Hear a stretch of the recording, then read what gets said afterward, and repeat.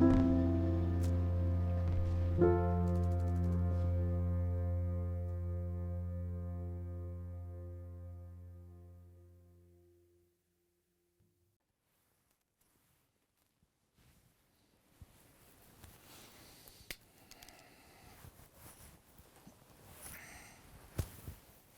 name is Martin Dunn, and in Laos I worked a number of jobs. My first one was as the deputy director for an American organization.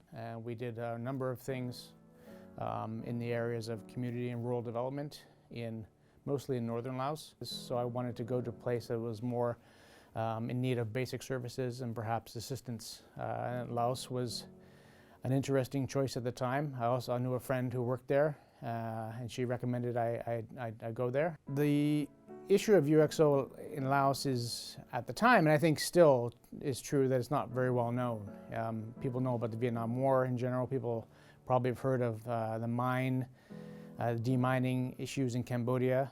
But Laos is different. I learned this over the course of working with professionals, deminers, or people who are trying to actually get rid of UXO. But mines are one type of ordnance. They're put in a specific place for a specific reason by a person. Whereas UXO, there's many different types of UXO. There could be 500-pound bombs. There could be bullets. And the main type of ordnance that you found was cluster bombs.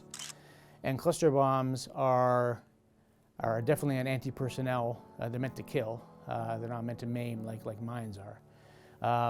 And they were used extensively in Laos, which was also known as the Secret War. It was something that there was never an official U.S. presence in Laos. So it was an issue that hadn't received international support when I first got there. So in UXO, there's two main areas. There's the south, which is the Ho Chi Minh Trail, which probably many people have heard. So that was a jungle path, basically, through southern Laos to supply Viet Cong, who were fighting against the Americans in southern Vietnam. It was a supply route, and the Americans tried to bomb it and tried to destroy it because it was supplying, insurgents in southern Vietnam. I worked in that area, not so much. I worked more in the north, where there is actually more ordnance than in the south. But I remember driving along a road in southern Vietnam along the Ho Chi Minh Trail, and there were craters about every 100 feet, or maybe even 50 feet. And I figured they were bomb craters, and my colleague said, yeah, they're bomb craters. And so every 50 feet you have a giant crater, probably a 500-pound bomb that was dropped. And then all of a sudden they stopped.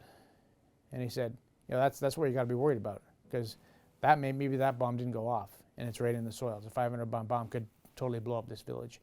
So it was quite shocking to hear about that. But in the north, it was actually much more insidious. It was that, so there was the Hmong, which are an ethnic group in northern Laos, who were fighting alongside the CIA. And they were fighting a low-level insurgency against the communists in Laos, and they were supported by the U.S. government. So they would sometimes call in airstrikes from Thailand. So the bombers were based in Thailand, and they would sometimes have targets in Laos. But mostly it was bombers coming back from Vietnam. So if a bomber takes off from Thailand and it goes to a target in northern Vietnam, say example, it can't hit its target because it's cloudy, it's rainy, or something for some reason, it can't deploy its payload or whatever. It'll fly back to Thailand, but doesn't want to land with bombs on the plane, so it'll drop them. Laos was basically a free fire zone. They dropped their ordnance because they didn't want to have a safety issue landing a bomber with live ammunition on it. So it was just basically dropping, thousands of tons of ordnance on Laos just indiscriminately. And that's the sickening part of it. It was never a strategic thing. It was just a safety measure for them.